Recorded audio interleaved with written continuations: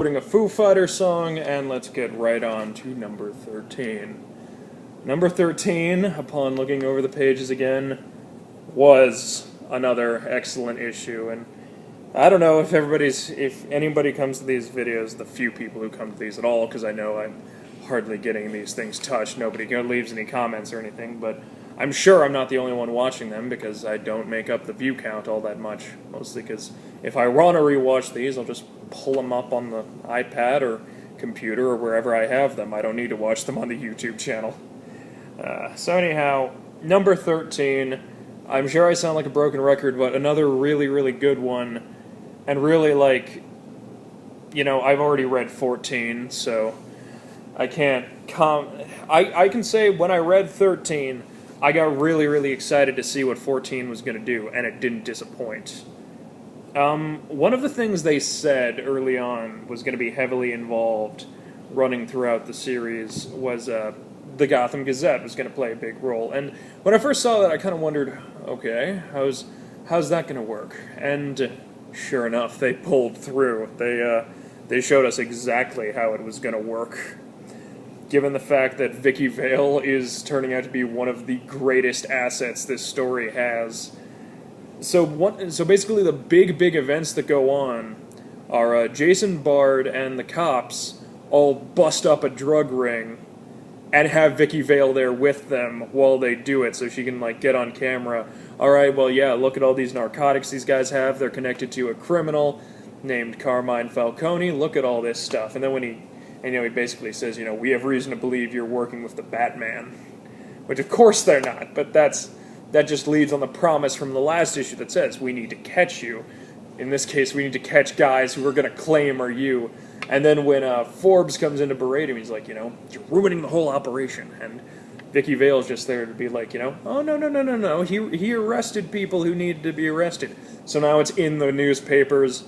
The Gotham police are getting all kinds of bad publicity. Forbes especially. Forbes is getting it the worst. Falcone is getting frantic. It was a brilliant switcheroo plan. It was to have the press there to pick up. Well, this is, we arrested legitimate criminals and all of this. There you go. And then, Forbes can't deny it. They, say, we believe you have reason to be connected with Batman. No, of course they don't have a reason to think that, but they still make the claim, and they still bust up the drug ring, and it speaks to Bard as a character, because Bard is a mastermind, as this series is increasingly showing me. Bard knows whose side to be on, in what case, to come out on top of this conflict, and this was just the first time we really, really got to see that, and yeah, the guy was a genius. It was a lot of fun to watch. Batman tells him, you shouldn't be toying with the Gotham Mafia, so simply, Bard just tells him, if they want me, they can come for me. Because now his face is all over the news. He's a hero now. So, of course, if they just pound him out, there's going to be suspicions all up the wazoo. It is a massively brilliant plan, and it works out beautifully. Forbes is a very fun, mad genius to watch. So, there's all that great stuff. Why do I keep saying Forbes? Bard. Bard is a fantastic, mad little genius, and he's lots of fun to watch. So that's Bard's side of things. James Gordon Jr. and Gordon have a conversation. They don't really, there's no real violence involved, but James basically says, I'm going to break you out of here. And all I expect in return is that you admit that your moral compass has been broken. That maybe you wanted those trains to crash, and maybe you're done with this city. You have run out of that hope that you've been holding on to so long.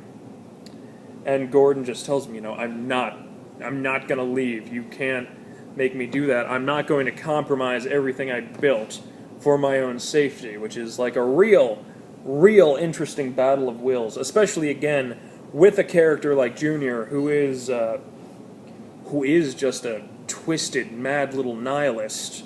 and would love nothing more than to see the will of one of Gotham's best men just broken. And, you can't do that with the Batman, because he's a symbol. You can't, he's just a guy probably already pretty crazy, given he's dressed up like a bat and all that, and so you can't make that work. But against Gordon, he can. And again, this is his father we're talking about, so it makes sense that this is his end game, and this is what he's attempting to do. More on that as it progresses, because I don't even know what direction they're going to go in with that at this point. But so that's what happens with Gordon Jr. Let's get his name. Let's figure out Hannibal Chow's name. Here we go. I am gonna do my best here. It appears to be Sergei Alexandrov, ex-KGB super scientist and one of Batman's mentors. Okay, Sergei Alexandrov. It's too hard to remember. He's Hannibal Elliott. His name now and forever is Hannibal Elliott. Anyone watching this video is to exclusively refer to that Russian guy who I thought was a Sam Elliott look-alike. He's Russian? I just double-checked that. I had forgotten about that. He's Russian. That's weird. He doesn't look Russian. He's got the handlebar mustache and the dark glasses. I've already called him this to death, so I'm not going to go into it again, but no, he does not look Russian. He does not look former KGB. That's a ridiculous decision to make, but alright. Still got a robot arm monkey. So Tim's going to fly off to Tokyo, confront him, see what's going on. And while this is all going on, the other story going on, kind of parallel to all this, is Stephanie has done all her research on the Clue Master and all that, and she's posting all of her findings up online. But of course, because this comic knows exactly what a loser Clue Master is, all of the responses, who cares? Who cares if he's masterminding plan? He's a Clue Master. He sucks. He's the Clue Master, so he sucks, so no one cares. And that's just a fun little meta thing. That's just like, who does care about the Clue Master? As far as even comic readers don't care all that much about the Clue Master. She's the best thing to come out of him. I mean, no one gives a crap about the character. She even says, nobody gives a crap about the Clue Master. Of all the villains who I could have had to be my father, why the one with the orange and blue costume? Very legitimate question. So yeah, no one cares about what his masterminded plot is, because he sucks as a villain. So now, she's kind of crying wolf here. Of course, it's not like she's lied about it in the past or anything, but, it's a Cassandra Truth situation. She's just setting up, this is what's going on, this is why you should care about it, but, everyone just shrugging their shoulders, because no one cares about the Clue Master. And as this is happening, she gets a text message from one of her friends, named Beth. Why did they bother to name her? I'm sorry, knowing what I know, why did they bother to name her? She gets an item in the mail, and it's a picture of two giraffes, with watches, and the picture explodes, and she dies in a horrible explosion. And if I had gotten to know the character, it probably would have been tragic, but this is the first time I've seen her, and she just feels like token black friend who just got blown to smithereens. That's so terrible. I acknowledge how terrible that is, but jeez. We don't know who she is. She didn't have a lot to do with the story. She was literally a character created to open a box and die in a fiery explosion. That's terrible, but it's kind of entertaining. And so this was, obviously a setup by the Clue Master, and we see him at the end chatting with his fellow C-listers, and he's like, well, now my daughter's gonna come right to us. And so, apparently that was a clue.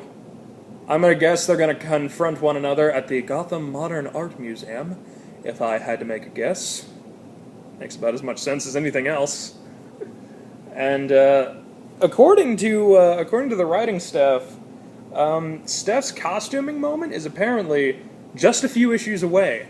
So, I'm 2 weeks ahead of this, almost 3 weeks, but currently only 2 issues ahead of this, and it hasn't happened yet, but I am excited for it, because I don't know if I've said it in the past, but the spoiler costume, they've already put it up online, you can already get a pretty good look at it, and it looks pretty badass. You know, better than the original spoiler costume. The original spoiler costume is kind of okay at best to me, especially the very original spoiler costume. Like, usually when you're talking spoiler costumes, you talk later appearance spoiler, but the very original costume, which, you know, had a thong on the outside for some reason. I don't know. I guess that's what you do when you're mix and matching costume parts that are just sitting around your house. Which still seems pretty ridiculous that she managed to put that costume together. And considering the new one looks like it's got, you know, some black leather to it and all that. Not in like a sexy way, just in a, you know, functional, possibly like, you know, armored, protectory kind of way. Like, I do have to wonder, where in the world is she getting that material? Maybe she steals it. Maybe she steals some of that material from the bad guys. That would make sense. But, you know, that's all speculation. Enjoyed her parts, although we, you know, only got little bits of them. We haven't had, not since her first appearance have we had a really good amount of time to focus on her.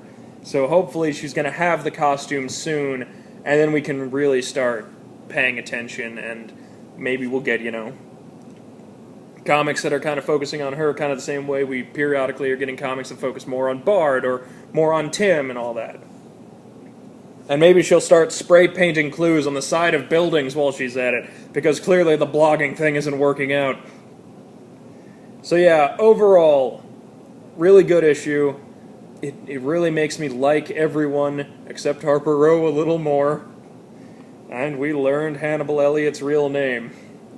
So, that's my thoughts on issue 13. Going on to number 14 next.